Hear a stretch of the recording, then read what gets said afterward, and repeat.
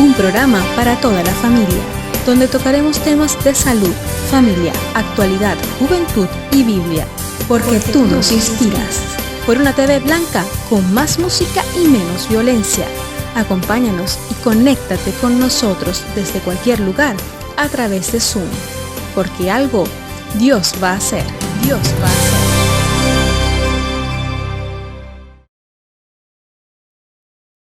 Buenas tardes y bienvenidos, mis queridos amigos, a este su programa Algo Dios va a hacer. Estamos aquí una tarde más de jueves, felices de tenerles con nosotros, agradecidos a Dios también porque Él es el que nos cuida, el que nos guarda, y podemos transmitir un jueves más un programa que se presenta apasionante. Hoy el programa pues también nos llega desde tierras, yo diría, un poco lejanas, ¿no? Desde el Reino Unido, y tenemos el privilegio de atender hoy pues desde allí a Antonio Díaz Torrijos. Justamente él, quiero mencionarlo porque él es el padre de Andrés Díaz Roussel, quien es colaborador del programa, y quiero presentarlo porque él ha estado como anciano en el pastorado. Formó parte del Consejo de Ancianos de la Iglesia El IPA en Madrid durante 5 años, y después de este tiempo, que 5 años parece que no, pero son años en el pastorado porque es un ministerio muy intenso, él pues tuvo que mudarse a vivir a Inglaterra, desde donde nos atiende en esta tarde, y estamos muy agradecidos y le vamos a dar la bienvenida. Pero decirles que su vida nos va a mostrar cosas importantes, porque el programa de hoy tiene por título ¿cuál es nuestro centro? Y bueno, es la pregunta que yo te hago a ti, amigo, en esta tarde.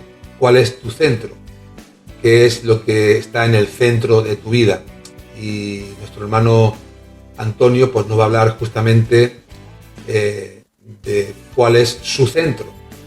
Así que, Antonio, gracias por estar con nosotros. Te damos la bienvenida desde aquí, desde Barcelona. ¿Qué tal estás? Muy bien, muchas gracias, Roberto. Buenas tardes a todos y gracias por invitarme a estar aquí con vosotros. Muy bien. Hoy aquí se presenta un tiempo climático de lluvia, aquí en Barcelona, lo cual deseábamos. Pero en medio de este tiempo vamos a compartir este programa que va a ser de mucha bendición para todos los que están al pendiente y escuchando esta transmisión. Antonio, ¿qué debe entender la audiencia cuando hablamos de poner a Jesús en el centro de nuestras vidas? En general, el centro de nuestra vida es uno mismo, en general. Empezando así, porque nadie nos ha enseñado otra cosa, en general también. Y el resultado es que, aunque conseguimos tener éxito en ciertas áreas de la vida, nunca estamos satisfechos. Nunca estamos satisfechos. Y la palabra de Dios es bien clara en Eclesiastés 3, de 9 al 11, que voy a leeros. Dice: ¿qué provecho tiene el que trabaja de aquello en que se afana? Yo he visto el trabajo que Dios ha dado a los hijos de los hombres para que se ocupen en él. Todo lo hizo hermoso en su tiempo y ha puesto eternidad en el corazón de ellos, sin que alcance el hombre a entender la obra que ha hecho Dios desde el principio hasta el fin.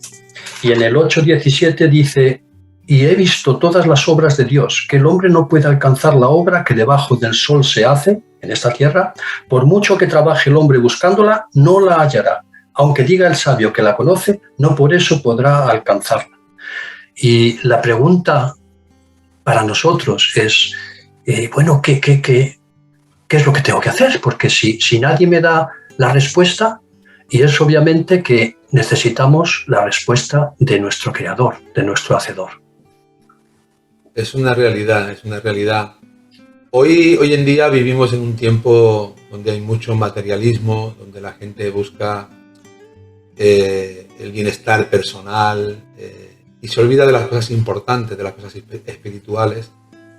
Y lo cierto es que toda esta gente, a las cuales nosotros nos incluimos también porque hemos estado viviendo justamente de esta manera, tienen a Dios en último lugar.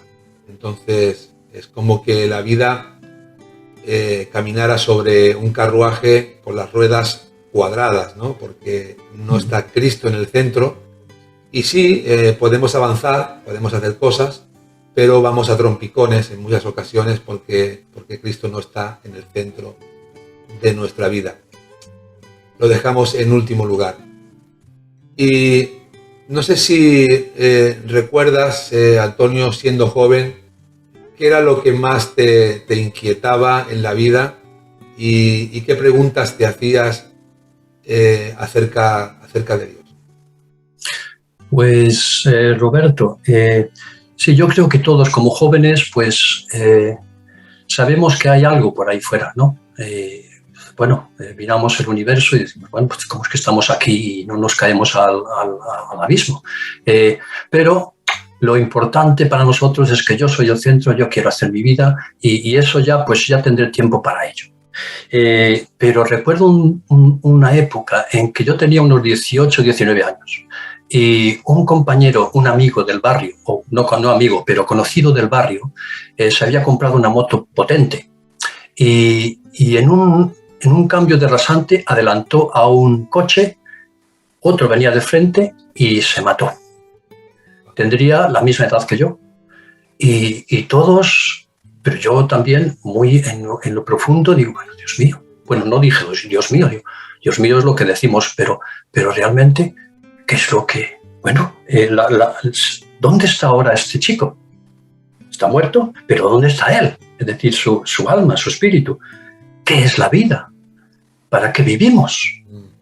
¿Quién ha hecho el universo? Y entonces te preguntas y ciertamente algo que nunca has pensado más en profundidad. Y eso es lo que, aunque no llamé a Dios, pero sabía yo que entendía en mi alma, como hemos leído aquí en Eclesiastés. No entiendo la obra que está pasando en el mundo, pero ciertamente hay como, bueno, ¿y dónde está este chico? ¿Dónde se ha ido toda la eternidad?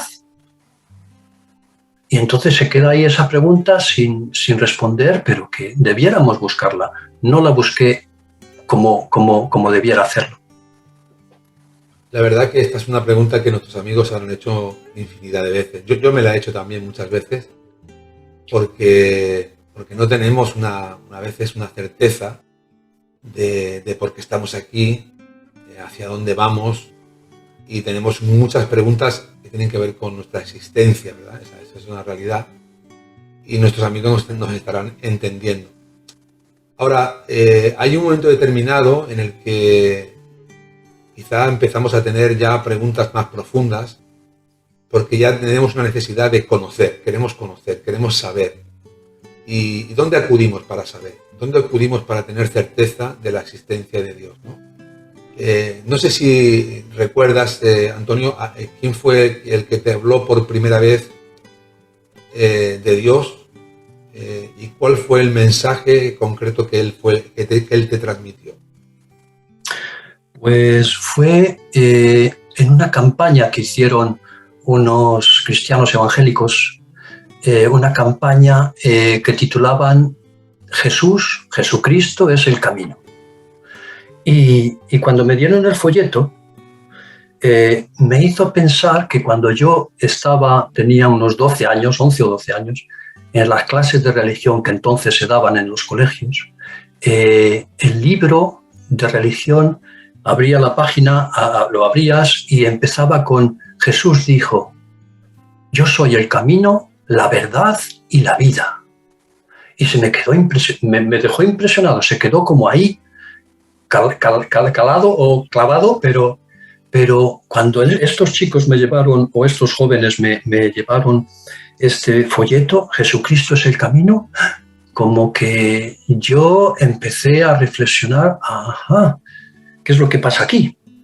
Y además, bueno, pero claro, yo decía, bueno, Jesús es el camino. Y esto, ¿cómo ¿cómo lo explicas? Porque el camino, pues yo camino cada día mi camino, pero Jesús es el camino, ¿qué significa?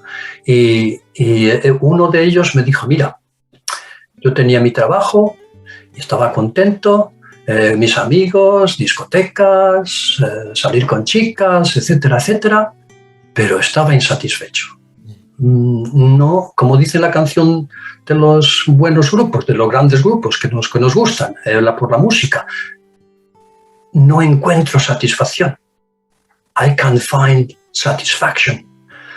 Y entonces, pues, eso es lo que me mostraba este chico. Digo, yo estoy igual y creo que todos los amigos que tengo están igual.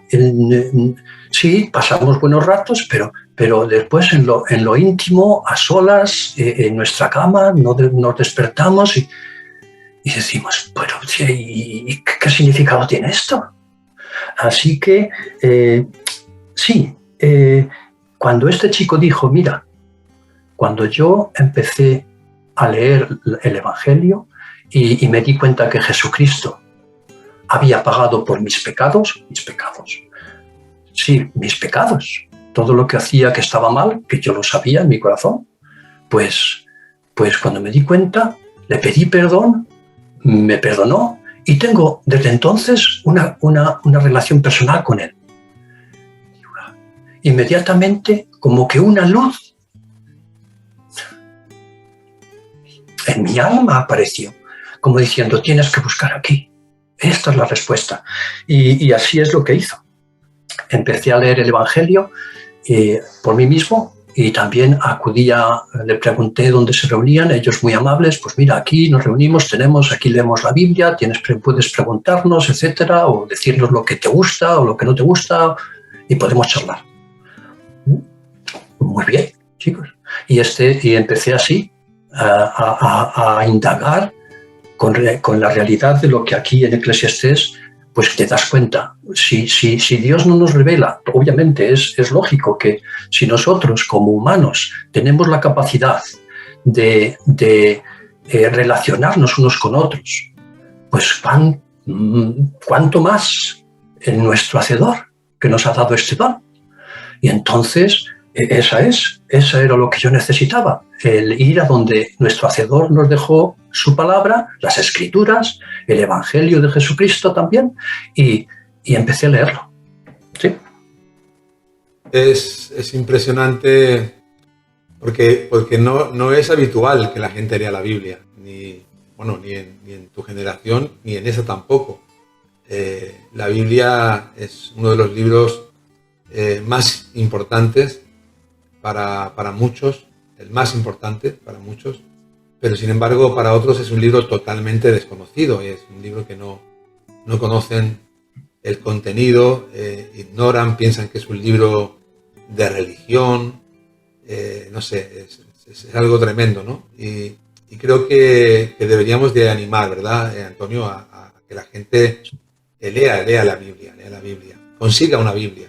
Si no tienen una Biblia, consíguela. Hoy es fácil de conseguir una Biblia y poder comenzar a leer. No sé cuándo fue exactamente el momento concreto cuando tú comienzas a leer las Escrituras ya de una forma seria, una forma profunda. Y no sé si recuerdas, claro, has mencionado cuando Jesús mencionó y dijo, yo soy el camino, la verdad y la vida.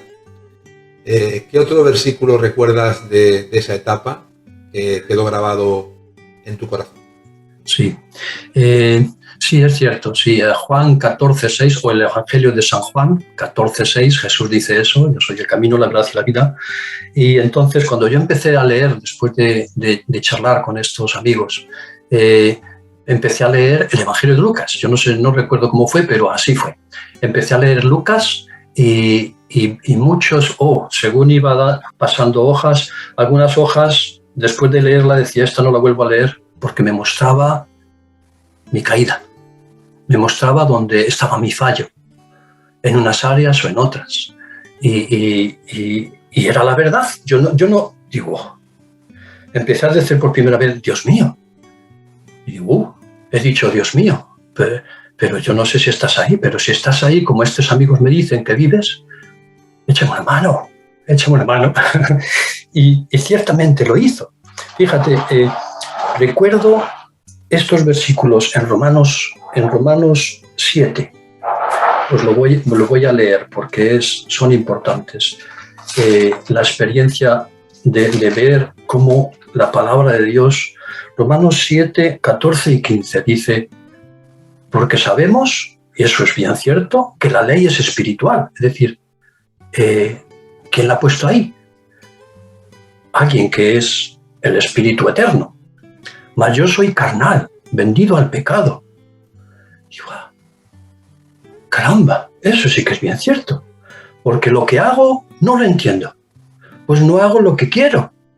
Es decir, si quiero hacer el bien, no, mi carne, mis deseos descontrolados van a aprovechar el momento y hacer lo que está mal. No hago lo que quiero, sino lo que aborrezco, eso hago. Y entonces, si lo que no quiero hago, apruebo que la ley que está en mí es buena. Pero yo, ¿qué me pasa a mí? Y entonces estos versículos como que me alumbran mi alma de una forma que digo, Dios mío, ciertamente esto es cierto. Y esta, si es tu palabra, ciertamente que lo es, porque nadie puede hablar así. Y de entonces recordé Romanos 2, 14 y 16. Y dice así el Señor, Romanos 2, 14 al 16. Dice Pablo, el apóstol Pablo, no me avergüenzo del Evangelio, porque es poder de Dios para salvación a todo aquel que cree, al judío y también al griego, a los gentiles, que somos nosotros, no somos judíos.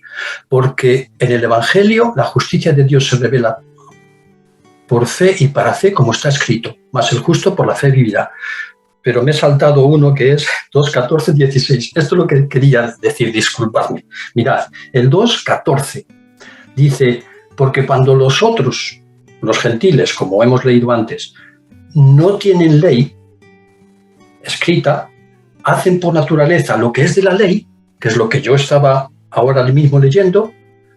Estos, aunque no tengan ley, son ley para sí mismos, mostrando la obra de la ley escrita en sus corazones.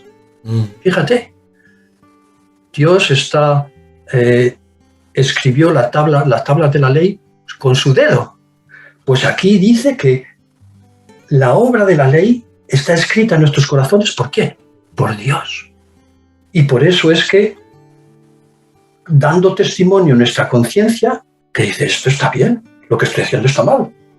Y acusándoles o defendiéndoles sus razonamientos, porque claro, si yo miro con mal ojo a la novia de mi amigo y no me retengo y no me estoy haciendo mal. Eso es no respetar ni a mi amigo ni a su novia. Y te das cuenta, dices, caramba, pues esta es la palabra de Dios. Y entonces esto fue de las cosas que me hicieron pensar y darme cuenta de que realmente soy un triste pecador delante de Dios. Sí.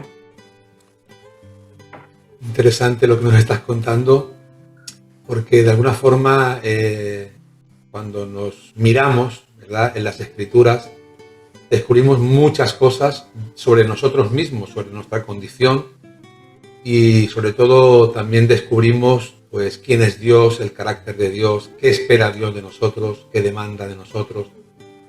Y en ese tiempo, pues Antonio, estabas como asombrado, ¿no? Asombrado de que por medio de las Escrituras Dios comenzara a hablar a tu corazón, a tu alma, a tu espíritu. Y de esa manera, pues el Señor es como ha hablado a miles y miles de personas en diferentes lugares. Así también lo hizo conmigo. Hoy podría contar mi testimonio y sería muy, muy, muy parecido al tuyo, porque yo también comencé a mirarme en las Escrituras. Ahora, eso sí, hay que mirarse con sinceridad en la palabra de Dios. ¿Cómo te veías tú, Antonio, cuando te mirabas en la Biblia, cuando empezabas a descubrir versículo tras versículo?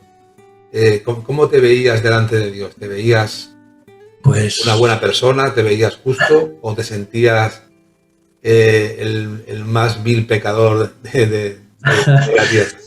Sí, sí, es cierto. Pablo dice, como cuando era Saulo de Tarso y perseguidor de los creyentes, que él es el primer pecador y el ejemplo para los peores pecadores. Y es la realidad que cuando alguien busca con sinceridad en la palabra de Dios, se da cuenta de esto. Iban acumulándose versos y porciones de las Escrituras en mi alma hasta que un día yo me resistía. Es que es lo natural, es decir, ¿cómo? Pero si yo puedo.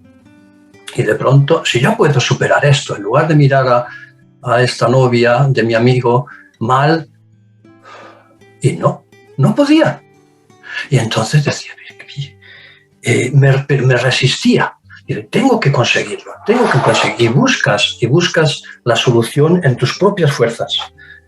Pero me veía una vez más cayendo y volviendo a caer, y más, hasta que ya un día dice, Señor, ¿cómo me aguantas? Si pagaste por mí, échame una mano, perdóname.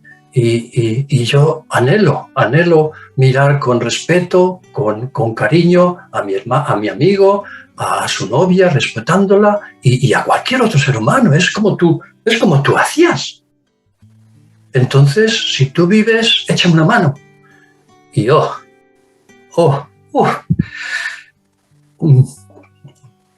me quedé sin palabras, porque de pronto, como una película, pasó por mi mente de mis pecados,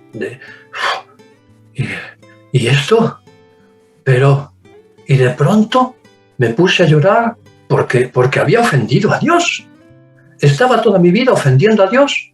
Obviamente, no siempre, como cuando haces cosas buenas, pues aunque no le tengas en cuenta, esa es la cuestión, que estamos ofendiéndole constantemente con nuestra actitud rebelde y que no queremos saber de él. Cuando Él nos da la vida, nos la sustenta y tiene una misericordia y paciencia como ningún padre.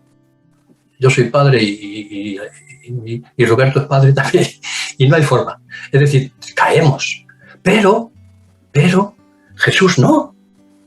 Y entonces, una vez que esa película pasó, ni recuerdo cuánto tiempo fue, pero lloré, y después de llorar, como que la película se acabó, y una paz que dice Jesús, como el mundo no da. Uh-huh. Increíble. Jesús se manifestó así a mí, sabiéndome que yo era un pecador y me había perdonado, porque había pagado por mis pecados.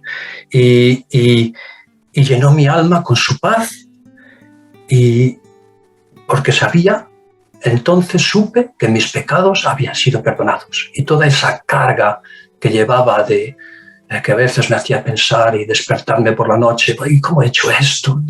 Se acabó. Bendito sea el Señor. Te quiero seguir y te quiero. Me amas y yo te amo. Y quiero seguirte conforme a tu palabra. No quiero volver a ser ese Antonio rebelde y que se goza en el pecado. Y después llora, aunque no se arrepiente. No, arrepentido, estoy contigo y quiero seguirte como tú me dices en tu palabra. De esto ha pasado un tiempo, Antonio. ¿Qué edad tenías en ese momento? Pues justamente tenía 2 semanas antes de cumplir 25. Recuerdo que invité a amigos y a conocidos a mi cumpleaños 2 semanas después, y los que me llevaron el Evangelio y me enseñaron allí los de la iglesia y tal, me hicieron una tarta sorpresa y ponía Antonio, 25 años, pero 2 semanas en Cristo. Y fue, yo me gocé con ello. Qué buenos son estos son seguidores de Jesús de verdad. Y eso fue, sí. Tenía 25 años para cumplir 25 años. Es que hay un antes y un después. Cuando uno conoce a Cristo, la verdad que la palabra del Señor nos enseña, ¿no?, que si alguno está en Cristo, nueva criatura es. Eso es. Dice que las cosas viejas pasaron y aquí todas son nuevas. De manera que nacemos a una nueva vida, a una esperanza gloriosa. Exacto, sí. Y esto es lo que nuestro amigo Antonio ha experimentado en su vida y nos está contando, así que les pido que se queden con nosotros porque aún todavía tenemos muchas cosas que contarles, muchas cosas que decirles.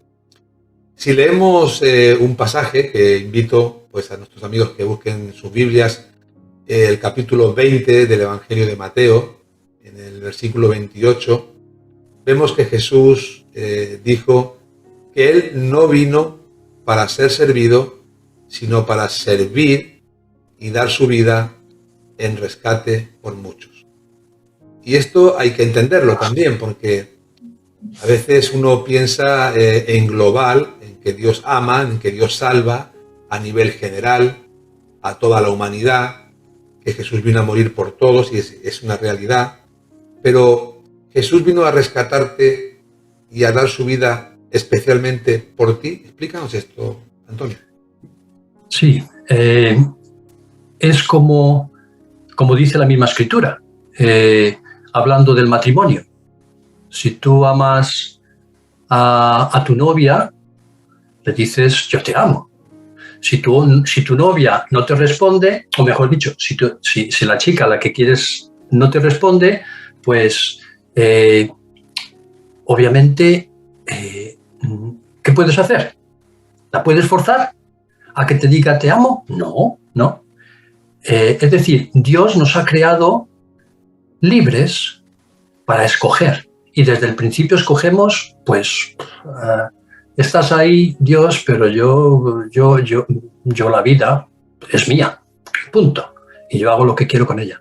Una gran equivocación, porque la tenemos de prestado. Yo sé que Dios es amor y Dios te perdonó porque vio en ti un genuino arrepentimiento. Pero Dios, ¿cómo ejecuta el perdón? ¿De qué manera Dios perdona todos tus pecados? Porque la culpa de tus pecados, ¿a dónde va? ¿Quién carga con ella? ¿Quién se hace responsable de ella? ¿Cuál es el plan de Dios que tenía desde el principio para tu vida, para que tus pecados fueran perdonados? Sí, bueno, allí en la eternidad leemos en Hebreos que en Hebreos, no recuerdo si es el 9, pero capítulo 9, donde dice que Jesús dice al Padre, me preparaste cuerpo, sacrificios por el pecado y ofrendas, pues eran figuras de lo que Jesús iba a conseguir para nosotros. Y entre tanto que llegaba Jesús, los que miraban aquel Jesús, el Mesías que vendría a reconciliar al mundo con Dios, pues tenían también esa esperanza. Los que estaban, lo que sabían y los que le seguían, obviamente, y arrepentidos como nosotros. Y Jesús dice que él, sin haber pecado, dice que él no tenía, bueno, Jesús mismo preguntó a los contemporáneos religiosos de su tiempo, ¿quién de vosotros me redarguye de pecado? ¿Me convence de qué pecado? Y las bocas estaban más cerradas que nunca, porque lo que había hecho él era solamente el bien y como hombre, sin pecar, sino al contrario, haciendo bienes y sin pecado. Y entonces, por eso, al final, después de 3 años, va a una cruz y se deja castigar como el peor de los pecadores. Pero ¿cómo es posible? Si podía, como le dijo a Pedro, cuando Pedro sacó la espada allí en Getsemaní. Pedro, ¿no podría yo pedir una legión de ángeles a mi Padre y se acabaría todo? Guarda esa espada en su vaina. Lo que he de hacer, he de hacer. Y te quedas con la boca abierta, te quedas asombrado porque es Jesús el que va a hacer el sacrificio perfecto, el Cordero de Dios, santo, sin pecado, sin mancha, que quita el pecado del mundo. Y entonces sí, no hay otro sacrificio, un solo sacrificio de una vez y para siempre, dice Hebreos. Por tanto, así hizo completos y perfectos a los que acuden a él y son santificados. Santificado significa que Dios te ve a través de la sangre de Cristo limpio, sin pecado. Tal es el poder de la sangre de Cristo y el sacrificio que hizo de una vez y por todas. Gloria a Dios, qué bueno. Amén. Sí. Mis queridos amigos, hay salvación y vida eterna en Cristo Jesús. ¿Por qué? Pues porque no hay otro nombre bajo el cielo dado a los hombres en quien podamos ser salvos. Solamente en Jesucristo hay salvación y esa salvación está para ti hoy. Hoy tú puedes recibir el perdón de tus pecados y el regalo de la vida eterna. Nuestro amigo Antonio comienza a seguir a Jesucristo porque vemos que han pasado años y sigues firme en la fe. Desde los 25 años hasta ahora, pues yo imagino que ha llovido bastante. Y comienzas a seguir al Señor, pero todos tenemos a veces en mente que conocer al Señor es andar por un camino de rosas o estar como en una balsa de aceite donde nada sucede, donde nada ocurre, donde todo son bendiciones. Pero no sé si esa ha sido tu experiencia, ¿no? Porque tú comienzas a seguir al Señor y fue ese camino del Señor, un camino de rosas. La pregunta sería, ¿qué cosas difíciles te ha tocado vivir y cómo las has superado? En absoluto es un camino de rosas. Un joven como yo en la fe, fui a casa, les dije, mirad, esto es lo que me ha pasado, y ni mi familia ni mis amigos me creyeron cuando les dije que Jesucristo me había perdonado. Y yo estaba un tanto confuso, porque les hablaba de lo que había vivido. Es decir, pero ellos me tenían como si les estuviera mintiendo, como si hubiera tenido un sueño. Y me quedé, de verdad, porque si yo a un amigo le digo una mentira, mi rostro lo refleja, si no, menudo amigo. Y no sabía qué hacer muy bien. No es un camino de rosas. No es un camino de rosas. Tuvo que intervenir el Señor. El Señor, porque yo me quedé un tanto como de piedra y digo, bueno, entonces, Señor, ¿qué tengo que hacer? Esto no lo entiendo. Y entonces un amigo me mandó un texto. Por entonces el Señor es bueno, Él es fiel y siempre por su palabra nos echa una mano. Mirad, en Juan 7 dice, después de estas cosas andaba Jesús en Galilea. Pues no quería andar en Judea porque los judíos procuraban matarle. Y estaba cerca la fiesta de los judíos de los tabernáculos. Y le dijeron sus hermanos, recordemos que Jesús, sus hermanos o sus medio hermanos, Jesús nació por la intervención del Espíritu de Dios, del Espíritu Santo, de María Virgen. Es la gran diferencia con nosotros. Pero después María con José tuvo hermanos y hermanas. Y aquí están unos de ellos. Y le dijeron sus hermanos, sal de aquí, vete a Judea, para que también tus discípulos vean las obras que haces, porque ninguno que procura darse a conocer hace algo en secreto. Si estas cosas haces, los milagros que hacía, el bien que hacía, manifiéstate al mundo y sé famoso en una palabra, ¿no? Porque ni aun sus hermanos creían en él. Es decir, si a Jesús le rechazaron sus hermanos, pues digo, Señor, pues a mí, si no me han pegado bofetadas ni me han tirado piedras, pues contento estoy. Pero entendí entonces que la fe de los que nos rodean, pues como yo habría reaccionado, me pongo en su lugar y yo seguramente habría reaccionado por un parecido. Este le han comido el coco, es lo que decían algunos. ¿Qué lavado de cerebro lo han hecho? Pero chico, ¿qué? Y entonces, no, tranquilo. Si a ti te hicieron esto, pues yo seguiré orando por ellos y tú eres el que haces la obra. Pero gracias porque tengo paz, porque estaba confuso. Me tomaban por cuando a ti te tomaban también por intruso, y fíjate tu vida. Así que eso fue lo que me ayudó. No es un camino de rosas, pero desde entonces aprendí que yo hago mi parte según el Señor me da y Él hace la suya. ¿Que hay problemas? Señor, en tus manos están. ¿Cómo quieres que yo actúe? Pues eso ya tú me guiarás por tu palabra, como aquí, para darme paz y guiar y dirección, porque tú eres el camino, que te vas indicando el camino por el que tenemos que andar, siguiéndote en tu palabra. Y entonces eso fue lo que hasta hoy día ha hecho 45 años, he hecho 70, ha hecho 45 años en septiembre que yo recibí a Cristo. Y Él ha sido fiel y lo será porque la palabra nos lo dice.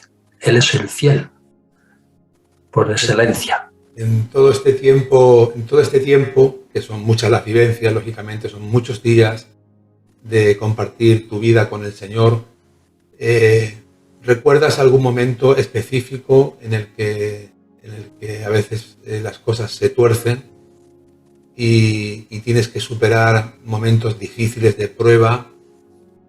Me gustaría que nos contaras si recuerdas alguna de las peores pruebas que te ha tocado vivir como persona, como padre. Explícanos un poquito y sobre todo de qué manera el Señor te ayuda a superar esos momentos. Sí, no es un camino de rosas, es un camino como cualquier otro en la vida. Nosotros seguimos siendo humanos y Dios tiene en cuenta este aspecto, pero la diferencia la hace el Señor porque es fiel, porque cuando metemos la pata nos perdona, somos sus hijos, ya no estamos bajo el juez del mundo. Él es el juez, entre tanto que nosotros no estamos a cuentas con Él. Pero una vez que estamos a cuentas con Él por medio de Jesucristo, Él es el Padre Celestial, es nuestro Padre y nos cuida.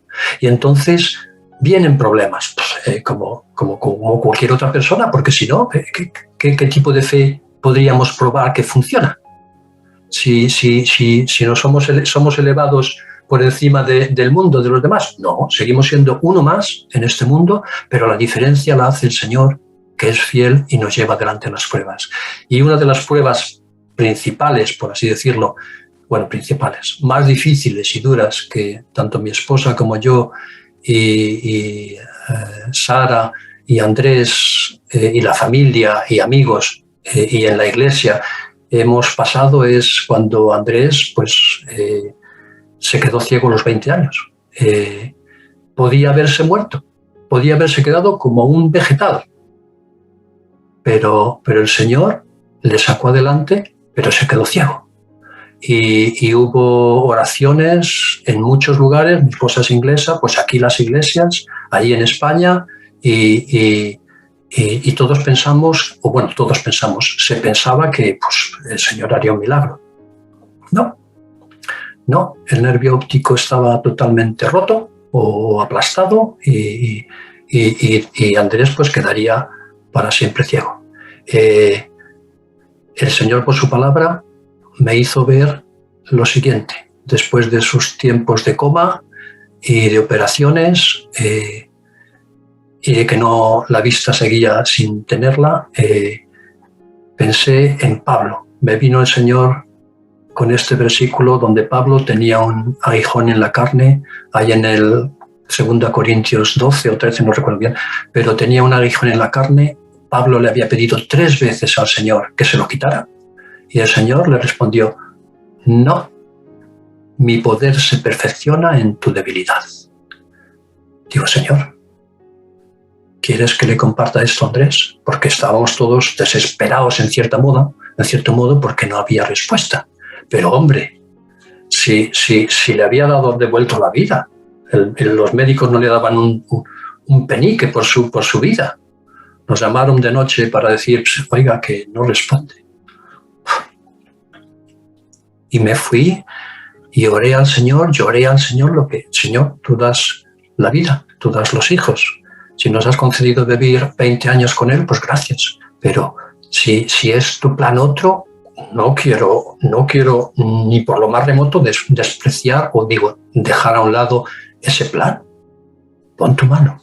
Tuve paz, una paz también como solamente a un padre se puede dar, porque yo no podía aguantar estar allí con tanto tubo en la cama y que no había respuesta. Entonces no se quedó ni vegetal ni nada, pero se quedó ciego. Y entonces, pues, esa es la realidad de que las pruebas, el Señor es fiel y nos va a sacar adelante, y en la confianza de su palabra, el Señor me dio este versículo, y después, para confirmar que Él quería, lo entiendo yo así, que Él quería que lo compartiera oportunamente con Andrés, al día siguiente, cuando fui allí a verle en el hospital, había una tarjeta de alguien, un hermano, que había escrito ese versículo para Andrés. Y me quedé asombrado, glorificando a Dios y adorándole, porque digo, Señor, tú tienes planes para Andrés. Y ciertamente, cuando se lo dije a Andrés, Andrés también dijo, ciego para siempre. Pero, oye, hijo, que esto es, mira, ayer me vino el Señor con este versículo y la palabra, la escritura es la escritura. Hay unos que sanan, otros que el Señor tiene sus planes. Y Pablo tenía algo en los ojos, debía de ser, porque así parece que lo dicen Gálatas. Un problema que lo que fuera creer, el Señor dijo que no. Pero fíjate, Pablo, para mantenerle humilde, ¿no? Y entonces Andrés dijo, bueno, si esa es su voluntad. Y ahora tiene 41 años y puede decir que la voluntad de Dios para su vida ha sido esta. Él puede hacer que alguien descubra o que él intervenga y le dé la vista, pero esta es la voluntad de Dios, de momento.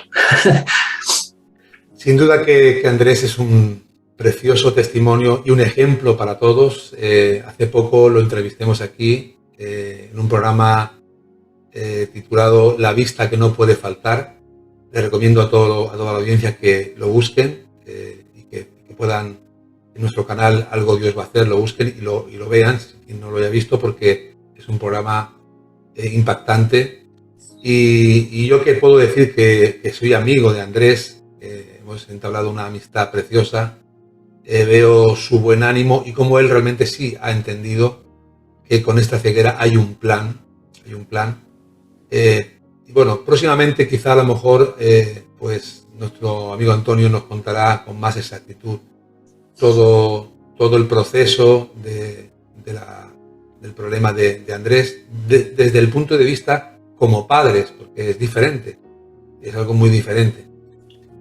Y Antonio, estamos llegando al término del programa. Ha sido muy, muy gratificante, de mucho valor tenerte con nosotros hoy aquí. Nos has contado con total sinceridad tu experiencia y de verdad te estamos muy agradecidos. Pero quiero recordarles a la audiencia que ante las pruebas que están viviendo, que muchos de ellos estarán viviendo por momentos de dificultad, como acaba de contar Antonio, el Señor Jesucristo, leemos en Mateo 11:28, dice, venid a mí todos los que estáis trabajados y cargados, que yo os haré descansar. Y después de esta prueba tremenda, pues aquí tienen a nuestro amigo Antonio expresando su fe, su confianza, su gratitud a Dios. De manera que la fe de Antonio es una fe genuina, una fe verdadera, una fe que ha persistido en el tiempo a pesar de las pruebas, y esa es la fe que nosotros queremos transmitir a toda la audiencia en esta tarde. Amigo mío, es tiempo de buscar a Dios, es tiempo de que usted se entregue a Jesucristo. Es tiempo de que, como hemos dicho al principio del programa, porque el título del programa es importante que usted lo recuerde, ¿cuál es tu centro? Pon a Jesús en el centro de tu vida y Él hará grandes cosas en ti. Y ahora me gustaría solamente, Antonio, para despedirnos, pues como siempre hacemos, dejar un minuto a solas con la audiencia. Me gustaría que pudieras dirigirte a la audiencia, tienes un minuto para hacerlo, y que le digas a ellos lo que tú sientas en tu corazón. Muy bien, sí. Pues sí, amigos que nos escucháis, que estáis escuchando este testimonio y lo que en otras ocasiones Roberto y otros han preparado. Tiene que hacerse, es decir, si alguien quiere entrar en relación con Jesús, tiene que obedecerle. Y en Mateo 4:17 Jesús dice que, bueno, dice el Mateo, dice que Jesús cuando comenzó su ministerio, comenzó con estas palabras: arrepentíos. Y cuando yo leí esto, y bueno, pues vaya, sí, arrepentíos. Y es que lo primero que tenemos que hacer es ¿por qué? Y se me ocurrió, bueno, pensé en ello y fijaos ya en Génesis 6, el versículo 5 y 6, dice que la maldad era tan grande en la tierra, con los hombres que Dios había creado y las mujeres, que el corazón de los hombres pensaba básicamente el mal contra Dios. Y entonces Dios se arrepintió de habernos creado. Lo expresa como Jesús lo expresaría. Jerusalén, Jerusalén, que persigues a los profetas, los matas. ¿Cuántas veces quise recogerte como una gallina a sus polluelos? Y aquí vemos a Jesús diciendo esto: arrepentíos. ¿Por qué? Dice, porque el Señor, al ver el mal y la maldad de unos contra otros, dice que le dolió en el corazón. ¿Entiendes esto? ¿Te ha dolido alguna vez el corazón por alguien que te haya hecho mal? ¿O a ti o a tu familia? A Dios le dolió el corazón y le duele cuando seguimos en nuestra actitud sin arrepentimiento, siguiendo haciendo el mal. Jesús pagó por ello. Tienes que arrepentirte y decirle: quiero seguirte y dame el poder para dejar de pecar. Pues Antonio, muchísimas gracias, de verdad muy agradecido de tenerte con nosotros, de que hayas dedicado tu tiempo para estar en el programa. Muchas gracias de todo corazón.